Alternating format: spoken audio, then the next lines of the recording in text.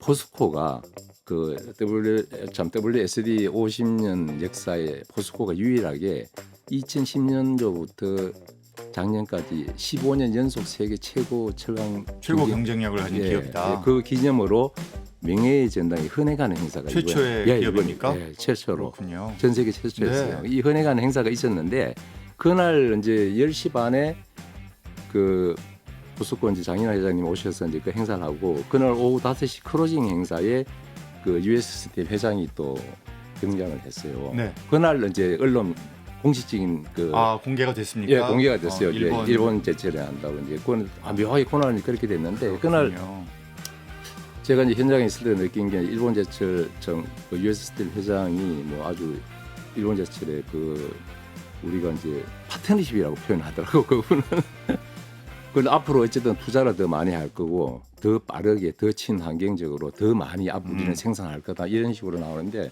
그렇게 되면은 이제 우리 현대제철도 이제 미국에 진출을 했잖아요. 이제 앞으로 미국이 어쨌든 간에 트럼프의 가장 기조가 이제 그 미국 제조업의 부활이거든요. 서비스를 상대적으로 좀 너무 기울어졌으니까.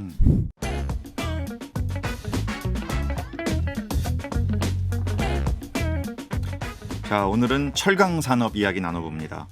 미국발 관세, 또 중국산 저가 제품, 탄소 무역 장벽까지 겹겹이 위기라는 인식이 철강 업계에 더해지고 있는데요. 오늘은 김경식 고철연구소장과 함께 철강 산업의 현황과 전망 알아보겠습니다. 김경식 소장님 안녕하세요. 예, 안녕하세요. 무엇보다도 고철연구소 이거 어떻게 이름 지으셨나요? 고철이 이제 계속 순환이 됩니다. 네, 재사용이 그렇죠. 되니까 네, 전기로 굉장히 친환경이죠. 네, 그래서 제가 이제 철강에서 근무하다 보니까 그런 관점에서 이런 이름을 이렇게 지으셨군요. 지었습니다. 자, 소장님 얼마 전에 미국 뉴욕에서 열린 월드 스틸 다이내믹스 포럼에 다녀오셨어요. 이거 어떤 행사입니까? 보통 우리 이제 줄여서 이제 WSD 하는데 이게 75년에 생긴 미국 맨하탄에 있는 철강 정보 서비스 회사예요. 네. 그러니까 50년이 됐죠 벌써. 이 회사가 전 세계 철강에 대한 뭐 여러 가지 이제 정보를 이제 계속 이제 분석해서 하다 보니까 많은 회사들이 이제 여기에 이제 이 회사가 주관하는 포럼이군요. 예, 민간 회사예요. 그런데 50년이 됐습니까? 벌써 그렇습니다. 반세기가. 창업자는 이제 작년에 돌아가셨는데 이제 그래서 이제 모든 이제 철강 회사들이 여기서 나오는 이제 정보를 많이 활용하고 1년에 한 번 행사를 합니다. 6월달에.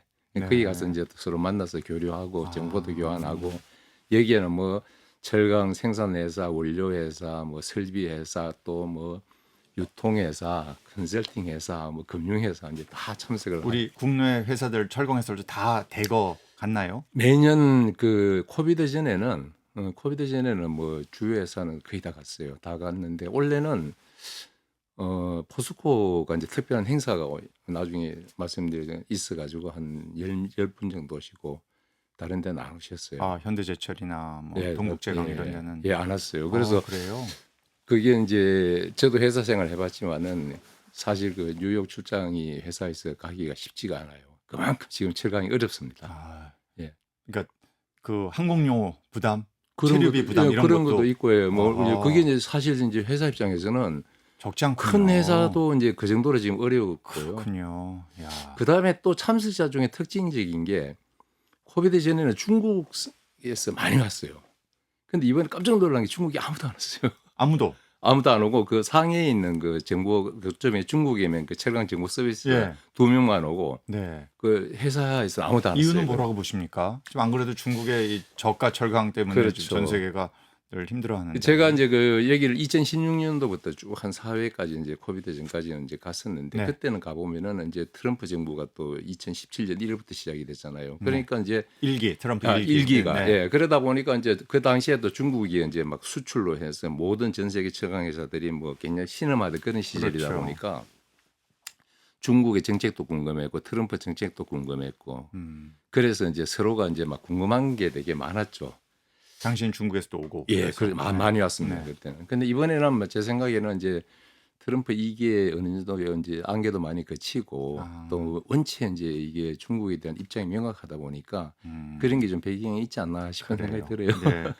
그 여기 현지에서 어떤 신기술 관련 예. 최근 동향 이런 쪽도 논의가 많이 됐습니까? 철강이 이제 우리 뭐 IT나 뭐 이런 거 AI처럼 막 이렇게 피가 신기술이 나오지 않아요. 이렇게 현장 개선이나 이런 건 뭐 꾸준하게 나오는데 그러다 보니까 뭐 특별한 이제 그런 기술 혁신 차원보다는 한 가지 분명한 그 기류는 저탄소, 탄소를 어떻게 하면 더 줄일 거냐. 이제 이게 이제 명확하게 모든 섹션마다 모든 주제로 이제 계속 나오고 이제 그건 확실하고 그 다음에 이제 그 수소하는 제철이라고 이제 최근에 많이 거론은 되는데 의외로 수소하는 제철 얘기가 크게 나오질 않았어요. 아, 그래요? 그런데 전체적으로 보면은 아직까지 그 저탄소 기술이든 수소하는 제철이든 궁극적으로는 이제 그린 수소가 필요하고 다 에너지의 문제예요. 그러니까 이제 전체적인 흐름은 다 이 에너지 문제가 기승전 에너지 뭐 이런 식으로 지금 그런 분위기로 진행이 그러니까 많이 됐어요. 수소원 제철이 기존에 이제 석탄을 사용하는 그런 예. 방식에서 혁명적으로 이제 기술을 바꾸는 그렇죠. 건데 아직은 그렇죠.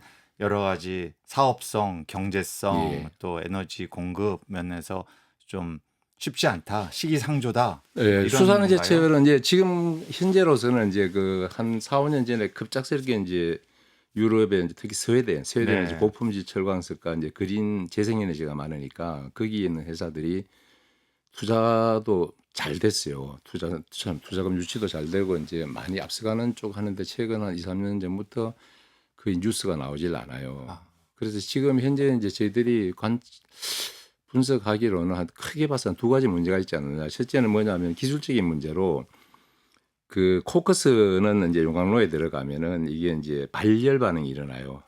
철광석이 이제 환원이 되면서 산소가 떨어져 나가면서 이제 그 탄소가 결합이 돼 가지고 이게 발열 반응이 일어나는데 수소는 이게 Fe2O3에서 O와 H가 합해서 물이 되잖아요. 예. 그러니까 이 용광로에서 이 흡열 반응이 일어나요. 그러니까 이걸 올리는 기술이 쉽지 않다고 그래요.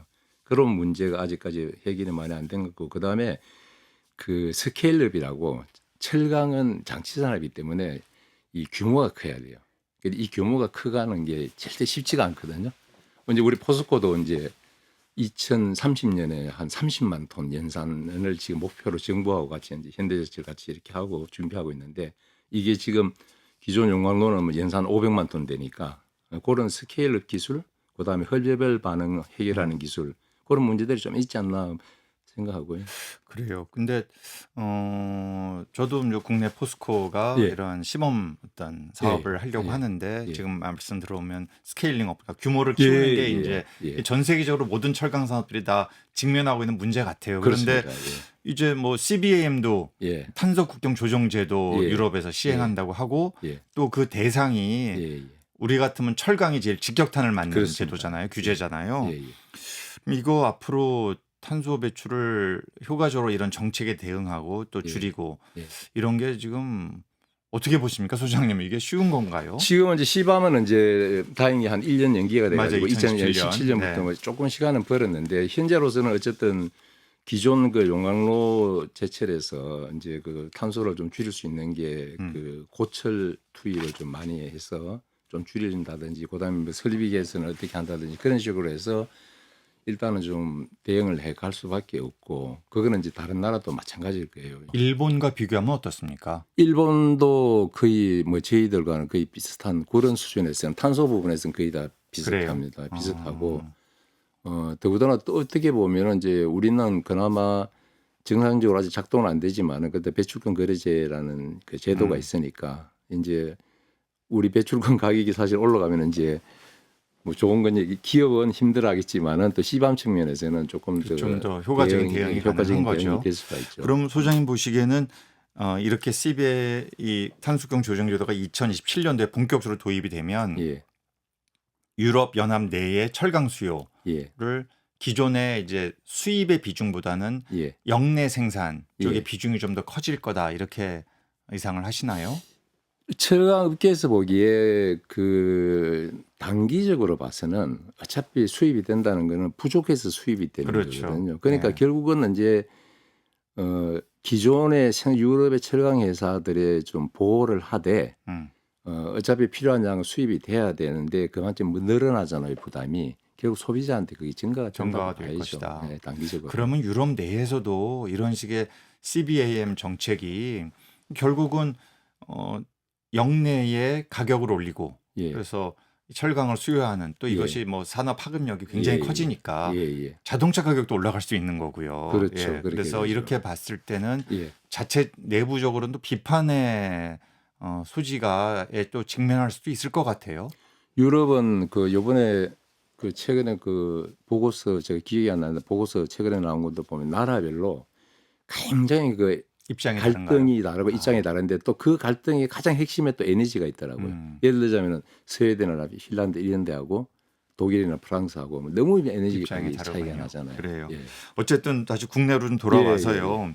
어쨌든 우리나라의 철강 같은 경우에는 이제 가장 큰 경쟁자가 중국, 예. 중국의 저가 제품이 있고 또 미국 관세 폭탄까지 이제 예. 50%막 이런 얘기가 나오고 있어요. 그래서 예. 이런 포스코가 그러면 이런 상황에 이 기후에 지금 물리적인 피해도 겪고 있고 예. 전환의 리스크에도 너무 노출돼 있어서 예. 이 포스코를 포함한 우리나라의 철강 산업의 미래 이거 어떻게 보십니까? 지금 사실 최악이에요. 지금은 이제 중국 문제라든지 그다음에 또 이제 우리가 중국에 그 이제 사실은 수입이 된다 그러지만 우리 왜냐하면은 그 유럽이나 미국 같은 경우에는 자체 공급이 부족해서 수입이 되지만 우리나라는 사실은 과잉 캐파시 수준인데도 그럼요. 저가로에서 이제 너무 많이 들어오니까 굉장히 지금 치명타죠. 치명타가 되다 보니까 사실 저가인데 품질은 괜찮습니까? 품질이 요즘 많이 좋아졌어요. 좋아졌어요. 품질도 많이 좋아지고 이제 델리버리도 이제 많이 좋아져 가지고 사실은 이제 그런데 지금 이제 후판 같은 경우에는 이제 그 덤핑 예비 판정이 내려져 있고 예рем코일 이런 것도 이제 뭐 준비는 하고 있는 것 같은데 어쨌든 간에 그거는 뭐 WTO에서 보장되는 그 제도니까 최소한 이제 그걸 빨리 해가지고 기본적으로 이제 국내에 좀 산업 보호가 좀 필요합니다. 필요하고 그 다음에 이제 그 우리가 이제 가장 근본적인 문제가 지금은 이래 또 어떻게든 또 뭐 해야 되지만은 실질적으로 그 우리 시밤 얘기도 나왔습니다만은 미국 같은 경우에도 뭐 지금 이제 바이든 이후에 조금 주춤한 거지만은 미국 자체가 재생에너지나 이 그린 에너지 쪽으로 이게 강점이 있다 보니까 이게 결국 그런 또 미래의 리스크는 굉장히 지금 크다고 봐야 됩니다. 네. 아니 그래서 또 우리 철강업계를 긴장하게 하는 게 일본 제철이 예. 미국 US 스틸을 예. 이게 지난 미국의 대선 과정에서는 이거 허용 안 하겠다. 바이든, 트럼프 다 이런 얘기를 했어요. 그렇죠. 그런데 결국은 이번에 승인이 났습니다. 그래서 결국 이거는 이제 미국 입장에서는 이건 여전히 뭐 일본이 투자하긴 하지만 이건 메이드 인 USA다. 뭐 이런 얘기를 지금 트럼프 대통령도 하고 있는 것 같은데 이것이 줄 영향. 우리나라는 US 스틸 인수할 생각 안 했습니까?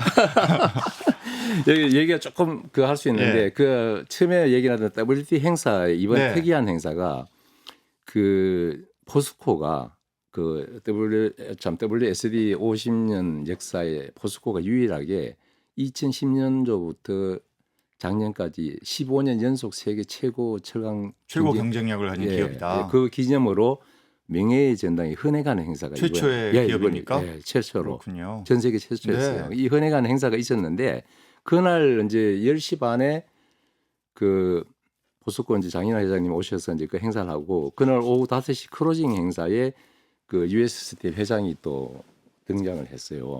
그날 이제 언론 공식적인 그 공개가 됐습니까? 예, 공개가 됐어요. 일본 제철에 한다고 이제 그건 묘하게 고난이 그렇게 됐는데 그날 제가 이제 현장에 있을 때 느낀 게 일본 제철 그 US 스틸 회장이 뭐 아주 일본 제철의 그 우리가 이제 파트너십이라고 표현하더라고 그분은. 그런데 앞으로 어쨌든 투자를 더 많이 할 거고 더 빠르게 더 친환경적으로 더 많이 우리는 생산할 거다 이런 식으로 나오는데 그렇게 되면은 이제 우리 현대제철도 이제 미국에 진출을 했잖아요. 이제 앞으로 미국이 어쨌든 간에 트럼프의 가장 기조가 이제 그 미국 제조업의 부활이거든요. 서비스를 하고 상대적으로 좀 너무 기울어졌으니까 상당히 이제 그 우리한테 리스크가 됩니다. 왜냐하면 중요한 게 자동차 강판이거든요. 현대가 미국에 간 여러 가지 이유 중에 하나도 그쪽에서 미국이 가지고 있는 그 높은 성장성, 그다음에 자동차 시장, 그다음에 그 에너지 가격 네. 그런 쪽에 메리트를 가졌거든요. 그러다 보면 이제 국내 메이드 인 코리아가 굉장히 힘들어진다. 그만큼 이제 정부 그 얘기는 지원이 이번에 그 굉장히 UST의 일본 제철의 이제 인수 이 과정을 통해서 결국 미국 내의 철강 수요 예. 이 시장을 상당히 미국 내에서 이제 그렇죠. 철강을 공급할 수 있는 그런 그렇죠. 길이 열렸다 이렇게 지금 여기서 그렇습니다. 판단하고 있는 거군요. 지금 이제 그 전체 통계로 미국이 한 20년간 한 2천만 톤, 한 생산이 국내 생산이 9천만 톤 되는데 한 연간 2천만 정도 수입을 하고 있거든요. 그게 이제 앞으로 미국 그 수입량이 많이 줄어들겠죠. 앞으로 갈수록. 그 직격탄은 우리나라의 철강 기업들이 이제 많이 받죠. 겪을 수 지금 우리가 그 미국에 이제 에너지가 많이 이제 그 생산되다 보니까 파이프 회사들이 유정관이라든지 가스관부터 해가지고 많이 이제 그런 또 우리 가공 제품들이 많이 들어갔는데 그런 것부터 이제 시장이 점점 이뤄지겠죠. 그래 되면 이제 어떤 현상이 벌어지냐면은 전부 다 이제 예를 들면 5년에서 10년 전만 하더라도 동남아 지역, 뭐 예를 들어 베트남이라든지 태국 동남아 지역에 철강 수요가 많은데 이제 중국, 일본, 한국이 막 그쪽으로 수출을 많이 했는데 거기도 이제 자체 생산도 늘어나거든요. 미국 같은 경우에도 이제 저렇게 C반도 통해서 이제 EU도 자체 생산이 또 조금 더 올라가고 하면은 그렇죠. 야, 굉장히 그러면 심각해지죠. 우리나라 철강 산업으로서는 미국 시장이 또 자체 내 생산을 그렇죠. 증가시키고 예. 그리고 유럽에서는 CBAM 이게 예. 있고 동남아도 또 자체 생산량을 예, 증가시킨다면 예. 여러 가지 사면초가의 상황 예. 이렇게 그렇죠. 좀 우려가 되는 측면이 있네요. 그래서 이게 굉장히 지금 그 정부라든지 우리 음. 사회적으로 이 부분을 심각하게 좀 받아들여야 될 그런 문제입니다. 예. 예. 그래서 뭐 친환경 말씀 계속 하시는데 포스코하고 현대제철의 이 수소환원 제철의 기술은 전 세계적으로는 어느 정도까지 와 있다고 보십니까? 지금 기술은 이제 아무도 공개는 안 하는데 네. 다행히 이제 우리 같은 경우에 이제 포스코가 이제 파이넥스라는 이제 그 기술이 있는데 이걸 이제 수소하는 제철로 이제 그 조금 전용하는 상당히 좀 가능성이 있고 되면 이건 뭐 세계에 가장 좋은 기술이 될 수 그래요? 있고 물론 이제 그거는 장단점은 있지만은 네. 이제 그 부분이 이제 빨리 이제 성공하고 상용화 되도록 굉장히 그 정부 지원이 진짜 많이 필요합니다. 네. 예, 정부 지원 말씀을 하시는데 철강업계에서는 그래서 그런지 철강산업특별법 네. 이런 얘기를 하고 있어요. 사실은 이 어떤 특정 산업에 대한 특별법을 만든다는 게 이제 우리나라 정도의 이제 산업 수준과 또 경제 규모에서 사실은 그렇게 바람직하냐 뭐 학자들 사이에서는 또 네. 생각이 다를 수도 있어요. 근데 사실 또 작년에 보면 그 해상풍력 특별법도 통과됐긴 예. 했거든요. 예. 예, 그래서 이 시점에서 이런 특별법이 좀 제정되지 않으면 대한민국의 철강 산업 전체가 상당히 위기에 빠질 수 있다 이런 위기 의식을 느끼십니까? 그건 확실합니다. 왜 그러냐면은 철강이 우리가 이제 전자 자동차 이런 게 이제 그게 돼서 그런데 사실은 소재거든요. 소재 독립을 못하는 회사는 이건 끝이에요. 그런 나라는 끝이에요. 네. 우리가 지금 자동차 조선 막 나가고 K방산이 이렇게 나가고 그 모든 밑에는 우리 소재가 굉장히 그 고품질 소재가 적기 공급이 되거든요. 이 소재를 버리고 뭐 다른 걸 할 수 있다. 이건 불가능한 얘기죠. 네. 소재 가장 중에서도 좋은 선생이 트럼프. 소재 중에서도 철강이 그렇죠. 핵심이다. 모든 산업에 다 필요하다 이 그렇죠. 말씀이시죠? 예. 음, 그렇죠. 그래요. 이 산업 특별법을 만든다면 어떤 내용이 꼭 들어가야 된다고 지금 보고 제일 계십니까? 크게 봐서 두 가지가 좀 필요합니다. 우선은 이제 그 국내 공급 과잉된 부분을 좀 구조조정을 할 필요가 있어요. 이 구조조정에 따른 지원. 그다음에 두 번째는 아까 말씀하신 그 수소하는 제철이라든지 이런 여기에 대한 R&D 대폭적인 R&D 지원. 크게 봐서 이제 그 두 가지가. 그래요. 이 R&D 지원 같은 경우에 제가 유럽에서 보면 네. 독일에서는 그 탄소 차액 계약 제도라고 예. 해가지고 예. 유럽 독일 내 철강 회사들이 지속적으로 예. 수소환 제철 기술을 예. 상용화할 수 있도록 이게 정부가 지원을 해주더라고요. 우리나라는 이런 식의 어떤 지원 정책, 이게 상당히 스마트한 지원 정책인데 이런 것들도 이 철강 산업계에서 좀 요구하고 계십니까? 탄소 차익은 이제 그 이제 배출권 시장이 이제 네. 안정이 된 걸 전제로 네. 하니까 우리한테는 아직 조금 빠른 이제 네, 그런 거고. 너무 가격이 낮으니까요. 예, 예. 그리고 이제 예측 가능이 안 되니까 그렇죠. 이제 그게 이제 그런 문제가 있고 저는 기본적으로 이제 그 우리가 이제 기본적으로도 뭐 투자 세액 공제 이런 것도 있듯이 어쨌든 그 세액 공제를 해주든 아니면 직접 지원을 하든 그 R&D에 대해서는 대폭적인 지원을 해서 오히려 반도체 이상으로 저는 지원을 해줘야 된다. 그렇습니다. 신기술에 대해서. 네. 예, 예. 근데 또 이제 제가 좀 마지막으로 드리고 예, 싶은 예. 질문은 이 철강이 산업의 쌀이다, 예, 다 예. 필요하다, 기본이다라고 이야기했는데 예, 예, 소재 예. 말씀도 하셨고 그런데 또 반도체나 우리나라의 또 핵심 이런 예. 경쟁력을 갖춰야 될 산업에 비해서는 예. 부가가치 좀 떨어지는 거 아니냐, 예, 예. 탄소 배출도 엄청 많은 거 아니냐 예, 이제 이런 예. 지적도 있는데요. 예, 예. 어떻게 보십니까? 그래도 철강 가장 중요하다. 예, 그런 이제 부가가치 개념으로 하기는 우리가 이제 70년대부터 20년까지는 이제 우리도 고부가가치로 그걸 기여를 했고 지금은 이제 그 더 많은 부가가치를 생산하는 곳에 대한 우리 기초 소재 공급, 이 소재는 절대 이제 무시하면 안 되는 거죠. 네. 그 중요성을 인정해야 되는 얘기. 네, 그렇습니다. 자, 그럼 여기까지 듣겠습니다. 지금까지 고철연구소 김경희 소장과 얘기 나눴습니다. 고맙습니다. 네, 감사합니다.